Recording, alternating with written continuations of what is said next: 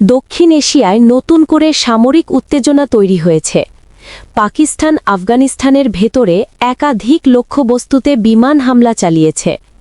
পাকিস্তান সরকার জানিয়েছে এসব হামলার লক্ষ্য ছিল তাদের বিরুদ্ধে সক্রিয় সশস্ত্র গোষ্ঠীর ঘাঁটি। পাকিস্তানের দাবি, আফগান ভূখণ্ড ব্যবহার করে তেহরিকি তালিবান পাকিস্তান বা টিটিপি পাকিস্তানে হামলা চালাচ্ছিল, তাই আত্মরক্ষার অংশ হিসেবে এই অভিযান পরিচালনা করা হয়েছে। অন্যদিকে আফগানিস্তানের শাসক গোষ্ঠী তালেবান এই হামলাকে তাদের সার্বভৌমত্বের লঙ্ঘন বলে উল্লেখ করেছে।